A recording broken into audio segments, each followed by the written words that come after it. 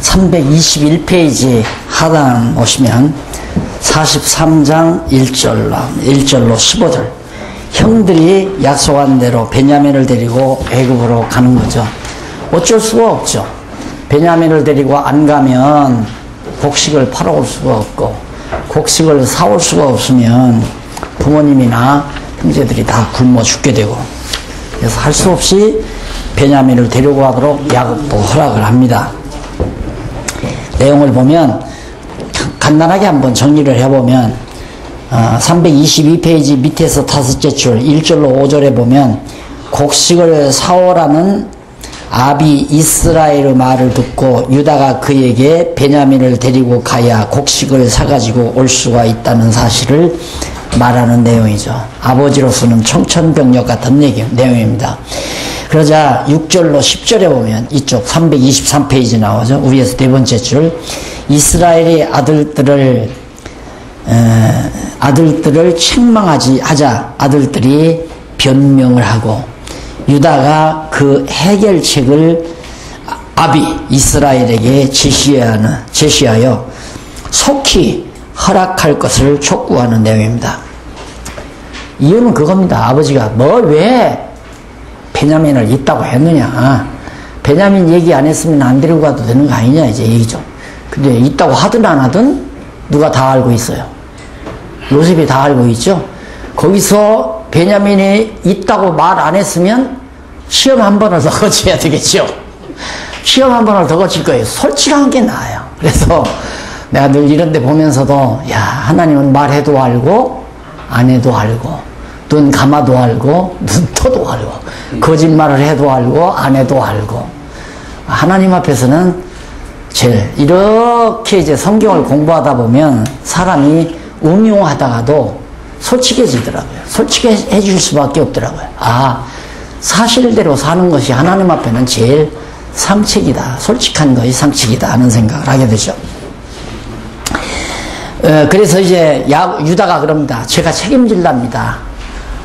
베냐민 반드시 내가 데리고 오겠습니다. 책임지고 데리고 오겠습니다.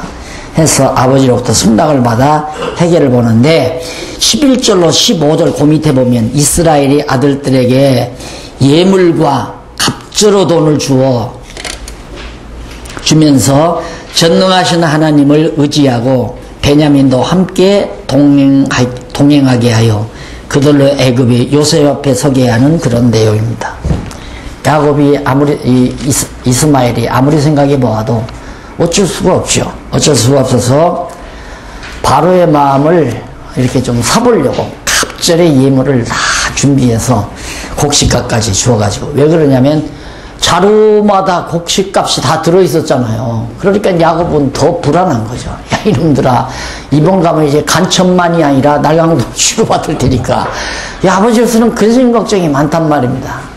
그래서 나중에 이제 좀 있으면 다음 시간에 나올지 모르지만 야곱이 참 험한 세월을 살았나이다 하는 말이 나와요.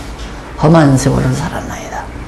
언약자손이지만, 비록 야곱이 언약자손이지만 하나님께서 그렇게 험난한 세월을 살게 하신다. 나는 그 얘기를, 그 내용을 딱 들으면서, 세상에 사는 동안은 험난한 삶을 각오를 해야 되겠구나 하는 생각을 많이 했어요. 그런데 험난한 생활도 할 만큼 하게 하시더라고요. 이길 만큼. 이기지 못하고 자살할 정도까지 하나님이 놔두시지 않고 험난한 세상을 넉넉히 믿음으로 헤치며 살 수 있을 정도로. 자, 이렇게 해서 이제 곡식을 팔러 갔는데 43장 16절로 34절까지 324페이지 요셉이 잔치를 배설하고 형들에게로부터 절을 받는 그런 내용입니다. 가만히 보니까 베냐민을 딱 데리고 왔어요. 얼마나 요셉이 울컥했겠습니까? 그래도 참아야죠, 아직은. 동생 베냐민을.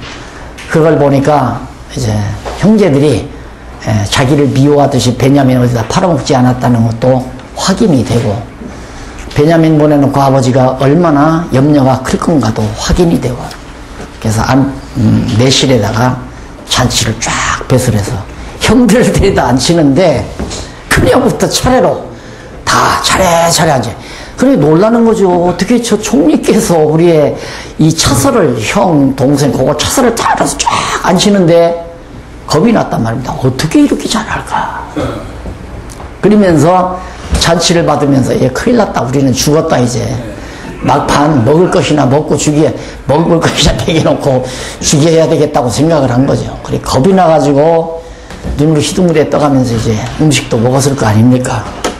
그런 장면이 이제 34절까지 나옵니다. 이게 사실 지금 요셉이 형제들 가지고 노는 거 아니에요? 마찬가지예요. 하나님께서 우리 가지고 놀아요. 그러니까 하나님 앞에서 숨길 생각도 할 필요 없고 하나님 앞에서 잘난 척 할 것도 없고 그냥 하나님이 시키는 대로 하나님이 하라는 대로 순종하고 사는 게 제일 상책이에요. 제가 성경을 보니까 그렇더라고요. 하나님 앞에서 뭐 항의해봤대자 필요도 없는 거고 하나님은 딱 위에서 내려다보면서 지금 가지고 논다고요. 곡식 자루에다가 전부 다 돈 다 집어넣어놓고 그거 다 요셉이 그렇게 하는 거 아니에요. 하나님이 우리를 무엇 되게 한다? 무엇 되게 한다? 잘 되게 한다. 잘 되게 한다? 아니 요셉이 곡식 자루에다가 돈 다 갖다 집어넣고 가져가게 했어요. 지고 가게 했어요. 하나님은 우리들을 뭐 되게 한다? 도둑놈 되게 하는 거예요. 도둑놈 되게. 도둑놈 되게 만들어. 강도 되게 하네. 다시 말해서 죄인 되게 하신다 이 말이에요. 왜? 입 다물으라고. 잘난 척 하지 말라고 말이에요. 바울이 그 말 하잖아요. 말하지 못하게 하려고. 입 다물게 하려고. 그래서 우리를 죄 아래다 가둬놓는다. 이게 형제들이 꼼짝 못하는 거죠. 그 다음 가서 곡식 받으러 가서 절할 때는 얼마나 더 그냥 무릎을 구부리고 아마 지난번에는 한 1분 엎드렸다면 이번에는 아마 2분 3분 엎드렸을 거예요. 막 다 쭉 엎드려서 죄인입니다. 우리 곡식 자리에 가보니까 돈이 다 들어있어요. 제발 살려주십시오 그거 아닙니까? 그런데 잔치를 베풀어 놨으니 이제 먹이고 죽이려는가 보다 이렇게. 그 다음 네 번째입니다. 다 지났네. 여기 네 번째. 일 아니 일. 할 수 없어요. 그냥 네 번째 그냥 하십시다. 요셉을 형들을 용서하는 요셉. 여기 순환 사죄가 나오죠 여기. 45절까지 사죄. 그러니까 지금 44장에서 45장까지는 지금 요셉이 형들을 다 용서해주는 그런 장면입니다.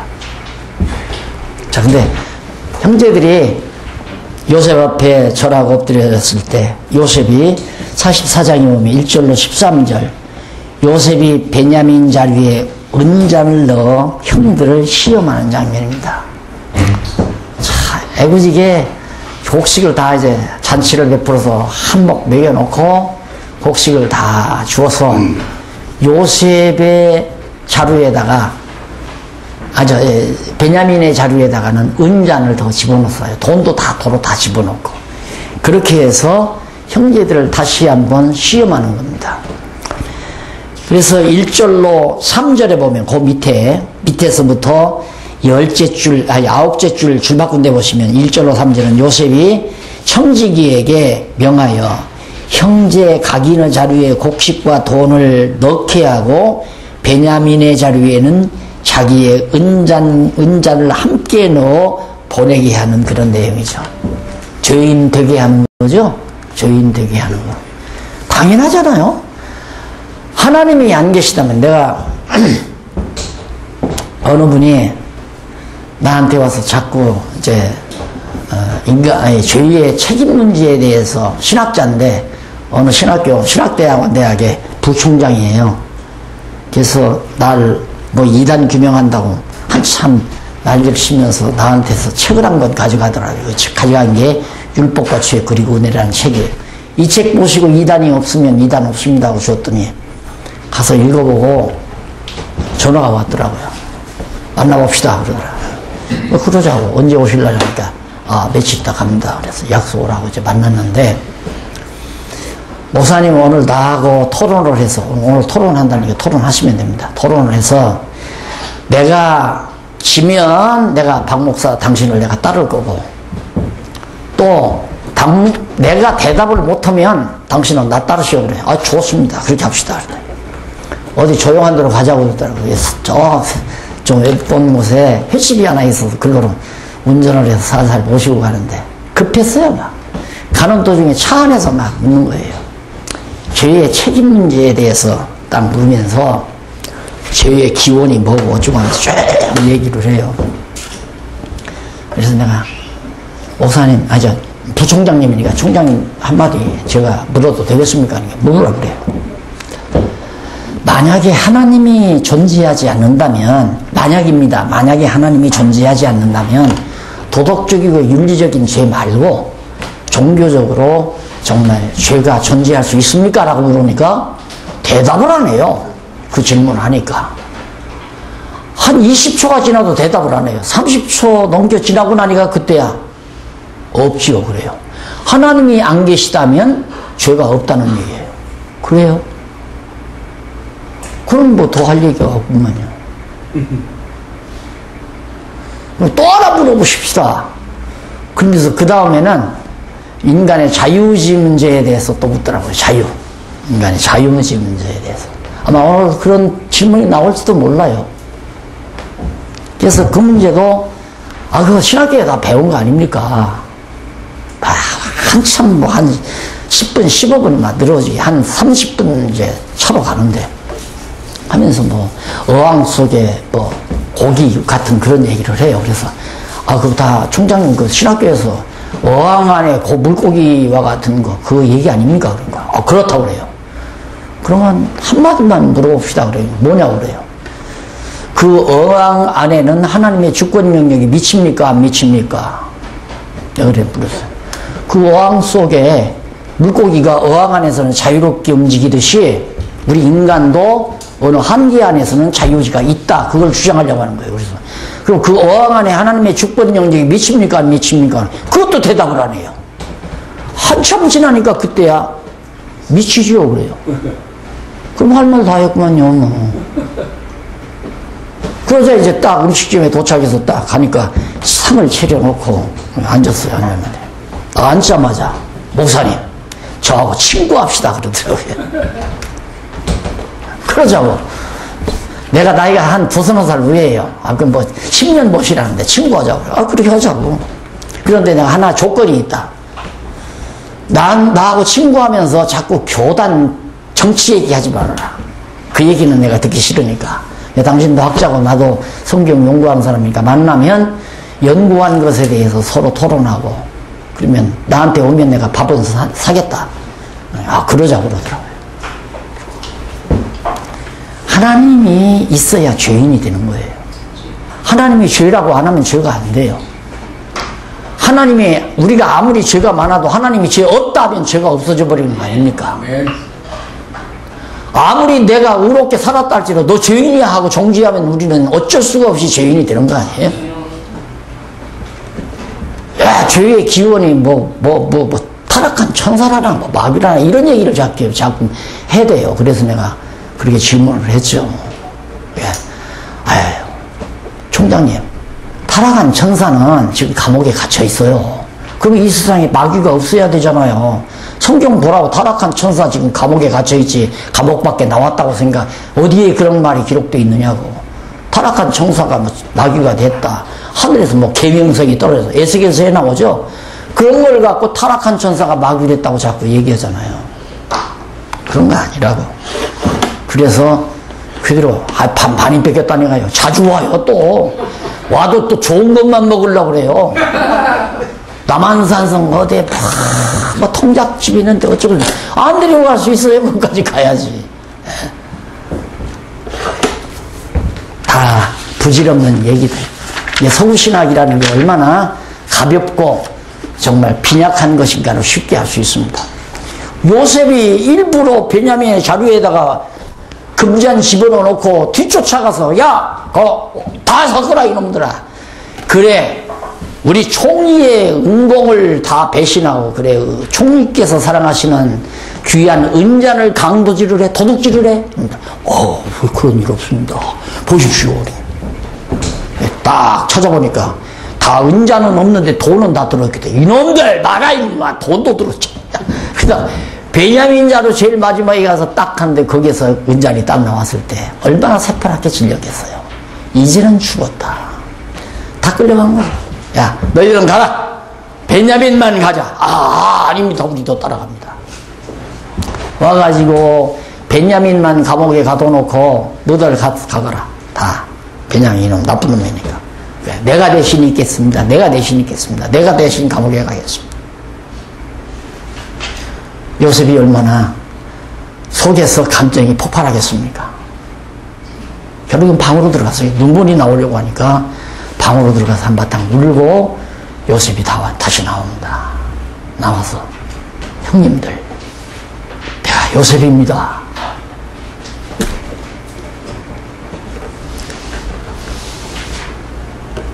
내가 당신들에게 팔림을 받은 요셉입니다. 이렇게 요셉이 자기 신분을 드러내면서 형제들의 과거를 뉘우치게 만드는 놀라운 역사처럼 마리아의 몸에서 천박하게 말구 위에 태어난 보잘것없는 예수님이지만은 부활 승천하심으로 내가 하나님의 아들 그리스도라는 사실을 성령을 보내어 우리에게 확인시킬 때마다 우리는 그 진리를 깨닫고 주여 죄인이로소이다.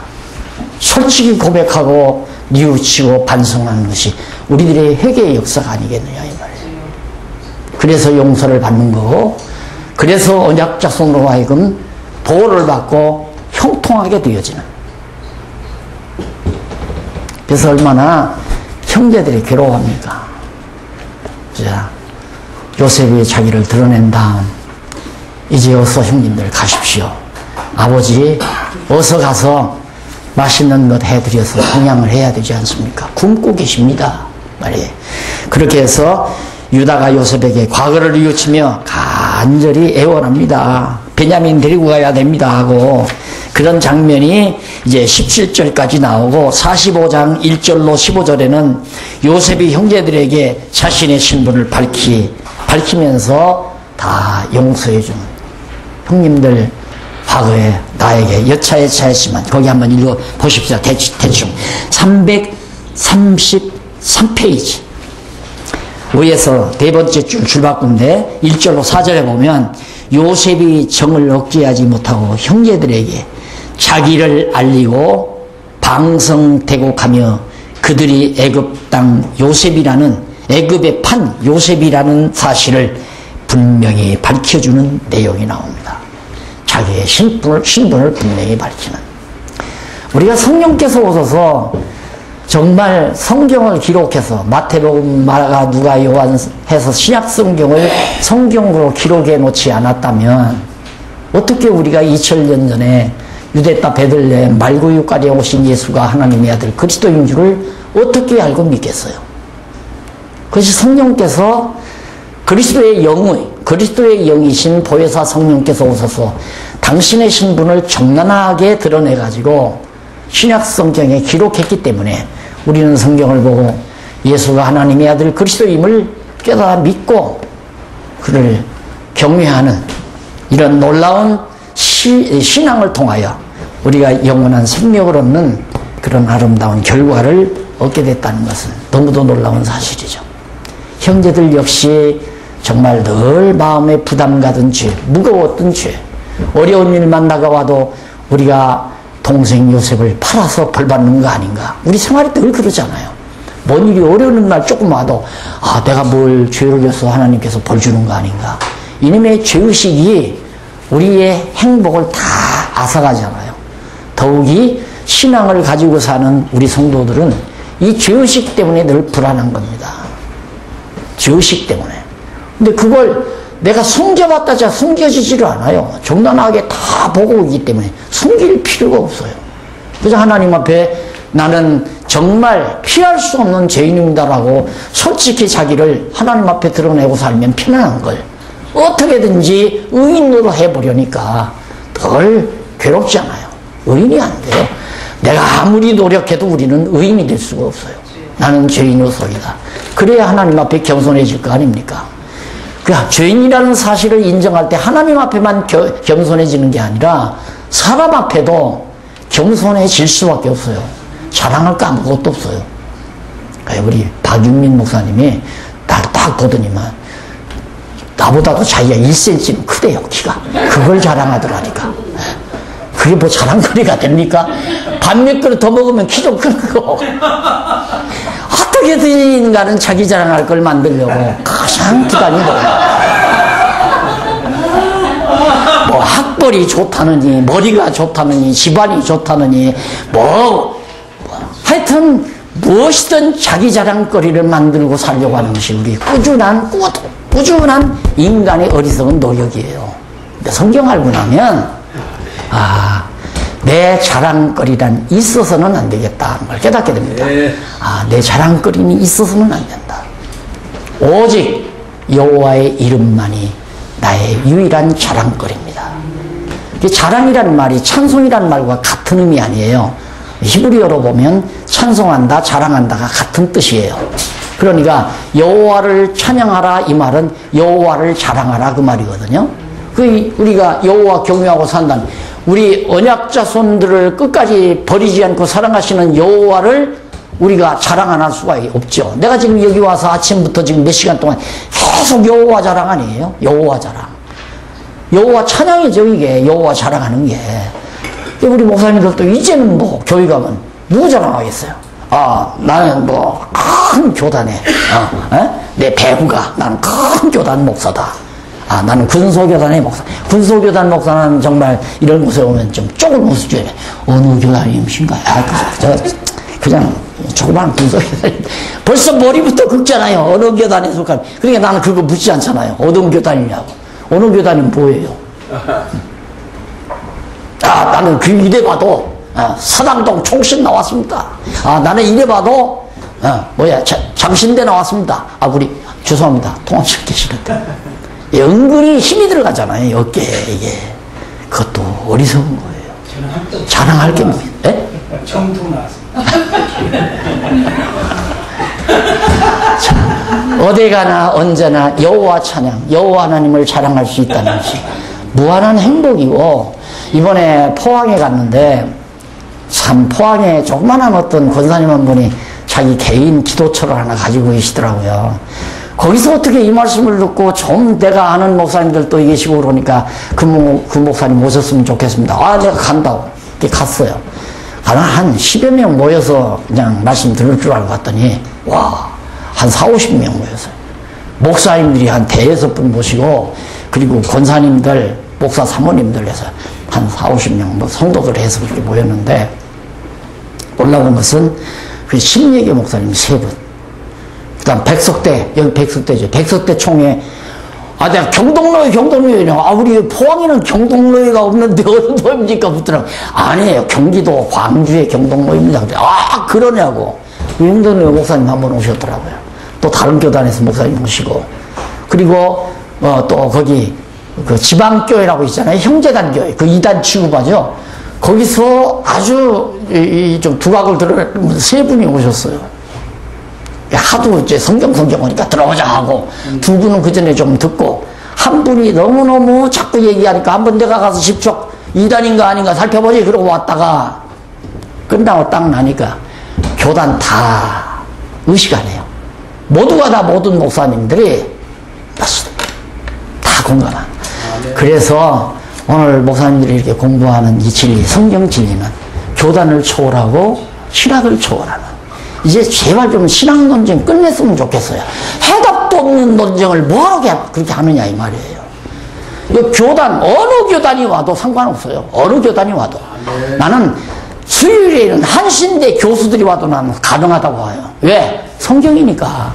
내 인간의 개인 논리라면 모르지만 지금 가장 고약한 게 한신대 교수가 나 기장 출신이지만 그 한신대 교수들이 와서 한신대 출신들이 와서 들어도 어디 흠잡을 수가 없죠. 성경인데 어떻게 흠을 잡아요? 아니 은잔 집어넣고 인만 너 왜 죄졌느냐고 잡아다 가두겠다는데 어떡할 거요? 하나님께서 우리들도 죄인 만들어 놓고도 지옥 보낸다. 하나님 마음대로. 예? 하나님 마음대로. 하나님 마음대로예요. 맞아요. 하나님 마음대로예요. 우리는 자꾸 우리 행위대로 하지만 천국의 비유를 예수님이 드시면서 농장에 일꾼 넣는 비유 들으셨잖아요. 아침 일찍 한 달란트 정해서 가요. 한 달란트면 엄청난 돈이랍니다.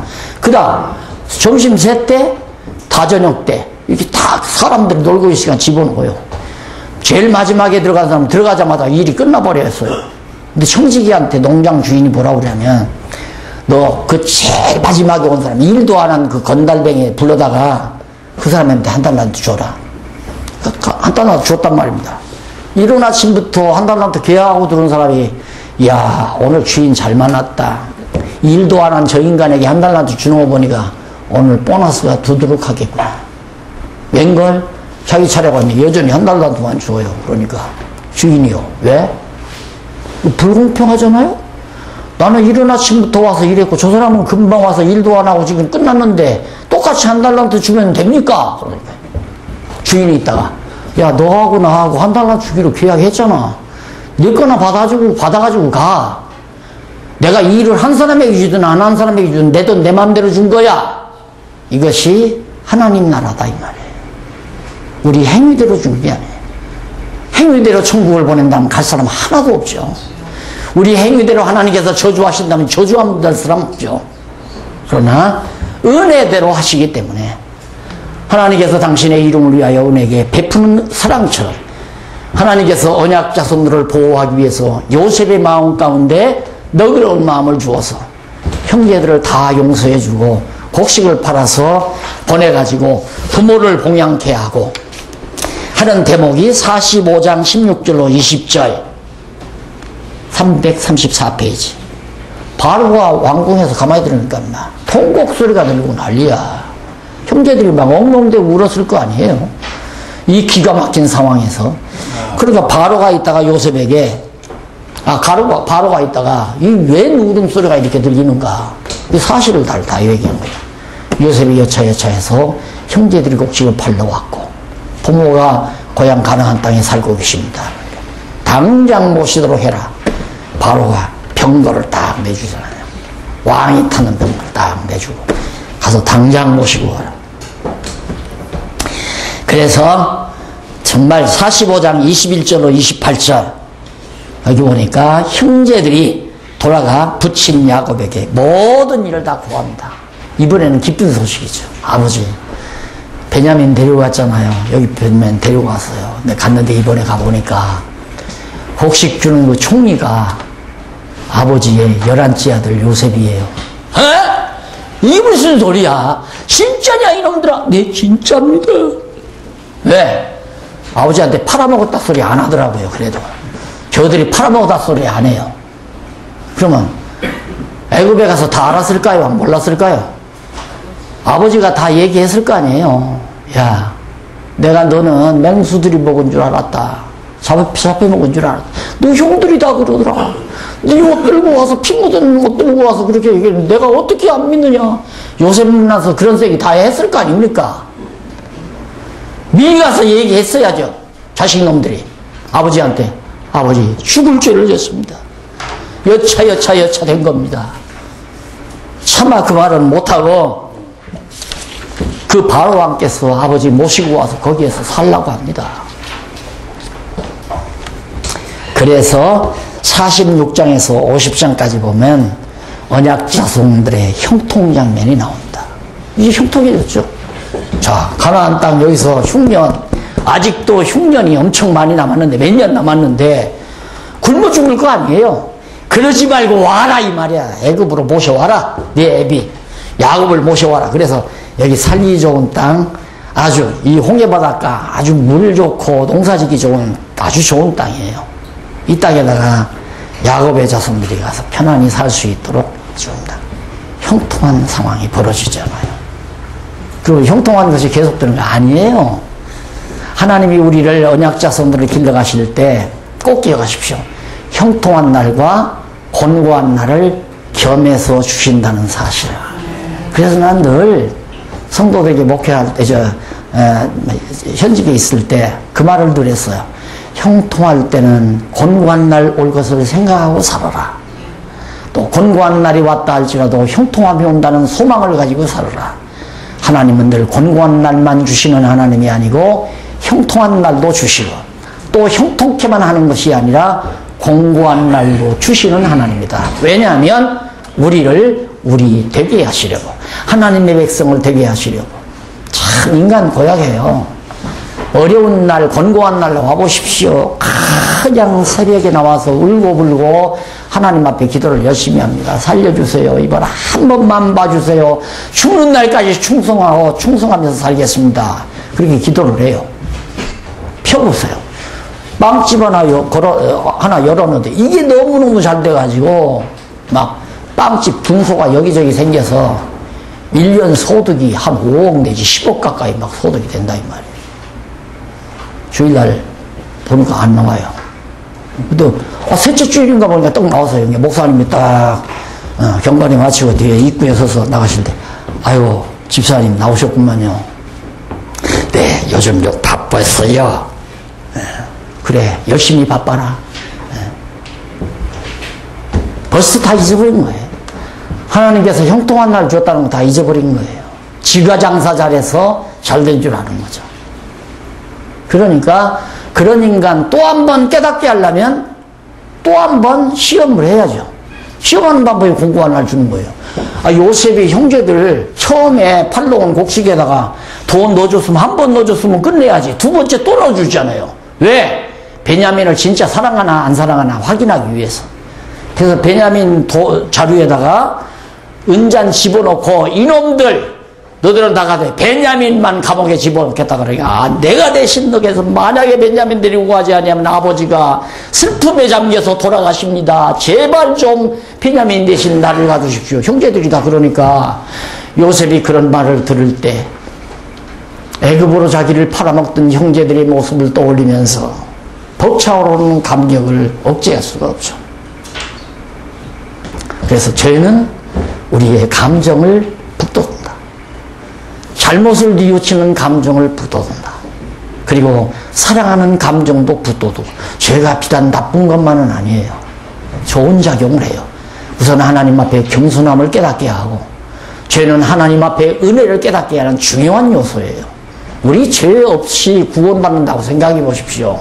귀찮게 누가 하나님 경외하고 사나. 지 잘났다고 살죠 다. 이렇게 하나님께서 섭리하시는데 언약 자손들을 형통케 하는 장면이 46장부터 50장까지 나타나요. 그러면 민수사람 여기 출애굽기죠? 여기 50장 요 밑입니다. 요 밑에 양쪽 가로 2번 했는데 여기는 양쪽 가로 2번이 아니라 한쪽 가로 3번 나오죠. 2번, 3번. 3번이 뭐예요? 언약 자손들의 형통. 형통. 형통. 여기는 2번이 뭐예요? 다 지웠나? 요셉의 시험과 사죄.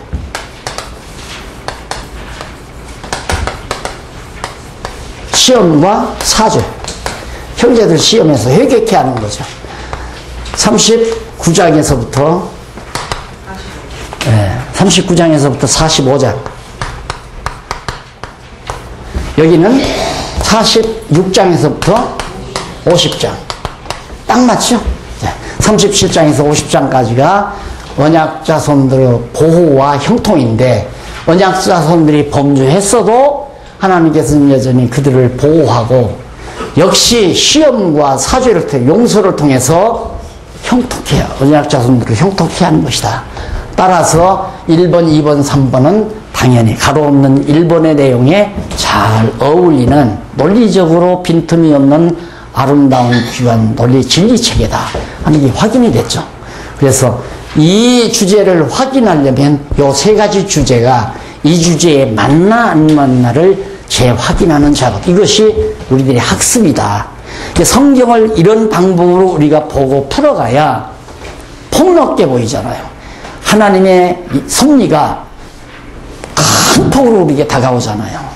안 그러면 하나님이 요셉을 총리한테 야 얼마나 좋을까, 나도 요셉처럼 사랑받았으면 좋겠다, 이런 생각으로 아주 협소하게 생각이 굳어져 버리고 마는 거예요. 그런데 적어도 37장에서 50장까지만 보아도 하나님의 이 폭넓은 역사 섭리 속에 담겨진 하나님의 속성과 그의 인자하심과 신실하심과 전능하심과 자비하심이 다 드러나잖아요, 이 속에.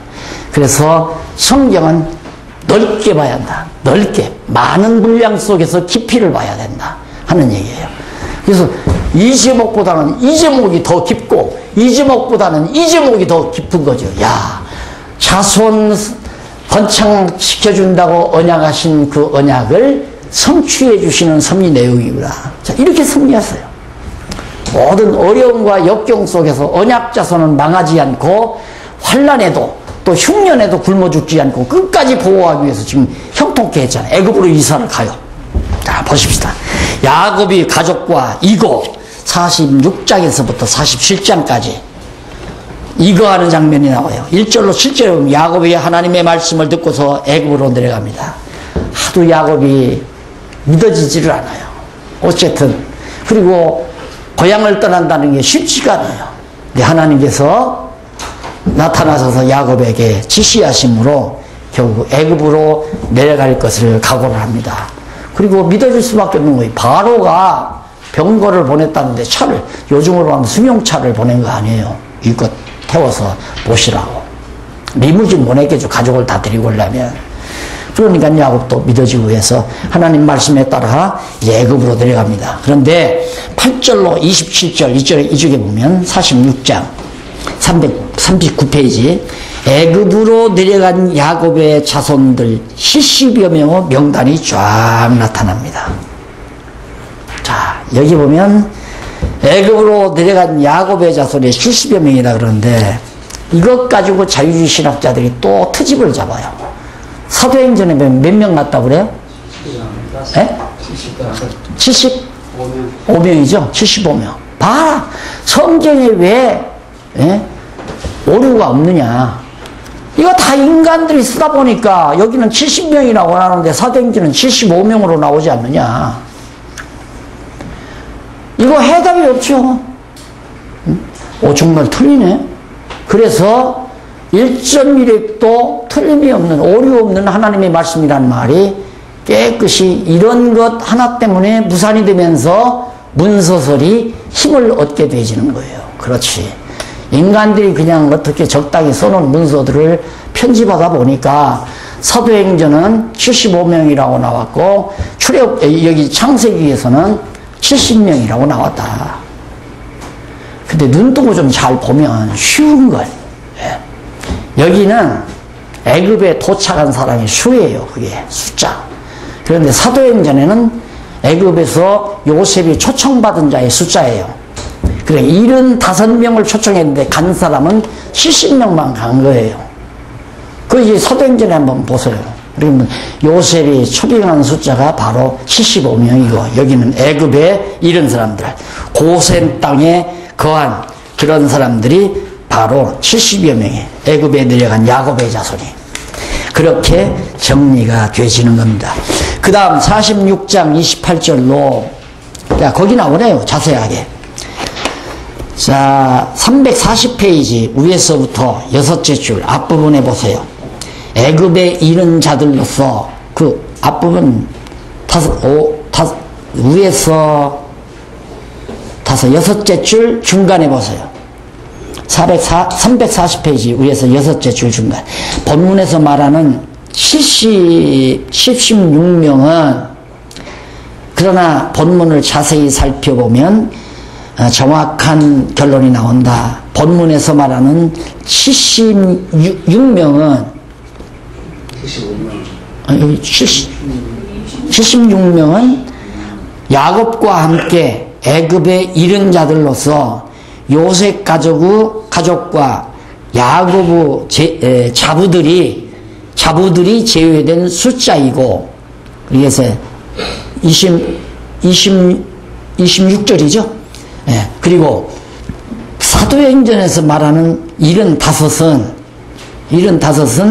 다섯이라는 숫자는 요셉이 청한 야곱 족속 숫자이다. 그래서 그렇기 때문에 당연히 이들 사이에 서로가 숫자의 차이가 있기 마련이다. 그러니까 요셉이 청한 자는 75명이었으나 애굽으로 내려간 자는 66명이라는 말이다.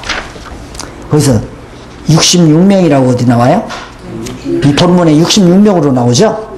예. 그래서 66명하고 그다음 요셉의 아들 둘 마누라해서 매해서 70명이 야곱의 후손이 이제 애굽에 거하게 되는 겁니다. 자, 그 다음 46장 28절로 34절 야곱이 애굽에 내려가서 총리가 된 요셉을 상봉하게 됩니다. 참 극적인 장면이죠. 지금 어린 요셉 때 요셉이 심부름 갔다가 사라진 이후에 야곱은 이 세상에서는 다시는 볼 수 없는 사랑하는 요셉을 꿈인지 생신인지 지금 애굽 현장에서 총리의 모습을 하고 있는 영광스러운 아들의 모습을 바라보면서 감회가 얼마나 깊었을까요? 이것이 하나님께서 당신의 능력을 드러내시는 하나님의 놀라운 섭리로 우리에게 비춰지고 있습니다. 그 다음에 37장 1절로 12절에 보면 바로가 야곱 자손에게 고센 땅에 거하도록 허락하는 내용입니다. 자, 얼마나 다행입니다. 고센 땅, 바로 아까 말씀드렸죠? 그 좋은 아주 비옥한 고센 땅에 머물러서 이제 한 족속이 모둠살이를 하도록 하나님께서 배려해 주시는 그런 내용을 우리가 엿볼 수 있습니다. 이런 장면도 언약자손은 지금으로 말하면 교회 아니겠어요? 우리 택함 받은 성도들, 이 택함 받은 성도들을 바로 불택자들이 살고 있는 이 죄 많은 세상 속에 머물러 살게 만드는 거죠. 그러니까 우리들이 애굽 족속들의 둘레 우겨쌈을 당해서 언약자손들이 살아가듯이 이 땅 위에서는 우리 택한 백성들이 불택자들의 울타리 속에서 같이 공존하며 살도록 하는 장면과 또 같은 겁니다. 그런 하나의 예표요 그림자로 볼 수 있습니다. 그래서 요셉이 애굽과 가나안의 돈을 다 거두어 드려요. 그렇죠. 곡식이 많고 그러니까 그 곡식을 주고 땅을 차지하고 돈 없으니까 땅으로 주고 곡식 가져가고 땅으로 주고 곡식 가져가고 그래서 전 국토를 애굽의 전 국토를 다 요셉이 사들여가지고 바로 왕에게 딱 갖다 주잖아요. 이 바로 왕의 소유가 됩니다. 그것이 모세가 기록할 당시 이 말씀을 기록할 당시에 애굽 천지가 다 바로의 소유가 됐다는 말은 바로 요셉이 정치를 했던 그 사실을 간접적으로 우리에게 잘 말해주는 놀라운 사건으로 우리에게 비춰지고 있는 겁니다. 그 다음에 이제 47장 20절로 26절에 보면 요셉이 식물로 애굽 천지를 백성들로부터 다 사들이는 먹을 것으로 애굽의 전지를 애굽의 모든 땅들을 다 사들이는 돈을 다 거두어 드리고 돈 다 거두어 드리니까 나중에는 이제 땅도 다 거두어 드리는 이것이 바로 지금 47장 26절까지 해서 넘어가서 344페이지 47장 27절로 31절에 보면 야곱이 요셉에게 선영에 장사해 줄 것을 당부하는 내용이 딱 소개되면서 47장 내용이 마무리를 집니다. 참 놀라운 사실이죠. 야곱이 정말 아버지에게 아버지를 속여서 복을 받고 언약을 계승받고 나서 하란으로 도망가 가지고 외삼촌한테 20여 년 세월 쏘기고 결국에는 평생복을 받아 가지고 큰 부자가 돼서 돌아오다가 에서의 위협도 당하고 또 외삼촌의 위협도 당했지만 다 이겨내고 무사히 가나안 땅에 와서 살다가 결국 흉년이 들어서 애굽으로 내려오죠. 애굽에 내려와서 죽은 줄 알았던 요셉을 만나서 마지막 여생을 보내는데 거기서 숨을 거두게 됩니다. 요셉이 험한 세월을 살았나이다 라고 하는 말은 실감나는 얘기예요. 아주 실감나는 얘기예요. 그러니까 우리가 언약자손이라고 해서 이 땅에서 부귀와 영화를 누린다고 상상하는 건 참 어리석은 일입니다. 육신적으로는 말할 수 없이 험한 세월이라 할지라도 하나님의 보호함과 인도함을 따라서 결국은 어떤 결과가 나오는가. 야곱이 있다가 숨을 거두면서 자식들에게 아직 이제 축복은 다 하지 않죠. 자식들에게 야곱이 축복과 예언은 다음 시간에 우리가 만나서 할 건데, 자기가 유언을 남겨요. 그 유언, 유일하게 유언의 핵심 내용은 뭐냐면, 내 시신을 가나안 땅 헤브론에 있는 할아버지 아브라함과 할머니 또 사라와, 그 다음 자기 아버지 이삭과 자기 어머니 리브가가 묻혀있는 헤브론 그 묘실에 나를 장사해다오. 그 말은 하나님이 언약하신 땅은 여기가 이 땅이 하나님이 언약한 우리가 살 땅이다. 애굽 땅 여기는 우리가 영원히 거할 곳이 아니다. 언젠가는 너희 자손들이 다 여기를 출발해서 이렇게 한다. 이게 이제 요셉이 죽으면서 또 유언을 그렇게 남겨요. 여기서 출발 이렇게 한다. 왜? 아브라함에게 너희들이 400년 동안 이방에 가서 종살이 한다. 언약했잖아요. 그럼 이방에 가서 400년 종살이 끝나면 반드시 돌아와서 이 땅 준다고 하나님이 아브라함에게 언약했단 말입니다. 그 언약이 이루어질 것을 여기서 숨을 거두는 야곱이 믿고 있는 거예요. 언젠가는 너희들이 다 일로로 올 것이니까 내가 여기서 죽더라도 내 시신을 여기다가 묻어다오. 조상들이 묻혀있는 선영에다가 나를 묻어다오. 이거 부탁은 야곱의 신앙이, 야곱이 여호와의 언약의 말씀을 믿는 신앙이 듬뿍 담겨진 귀한 유언의 내용이었다. 이렇게 우리가 받아들여지게 됩니다. 이 말은 오늘 우리가 이 세상에 살더라도, 우리가 많은 시련과 고통 중에 우리가 살다가라도 하나님께서 내 몇 사람을 보니까, 내가 경험해 보니까 대개 죽을 수 있는 날이 100일 전에 아시는 분도 있고, 안 그러면 며칠 전에 아무래도 내가 곧 갈 것 같다. 내가 아는 어느 장모님은 교회도 못 나올 정도로 집에서 늘 성경을 상고하면서 경건하게 사시는 집사님이 한 분 계셨어요. 노인 집사님이 계셨는데, 그분이 며느리한테 그러더래요. 얘야, 아무래도 내가 100일 후에는 하나님이 날 오라고 하실 것 같다 그러더래요. 근데 정확하게 100일 만에 조용히 하나님 앞에 가셨단 말입니다. 나는 그런 걸 좀 기대를 해요.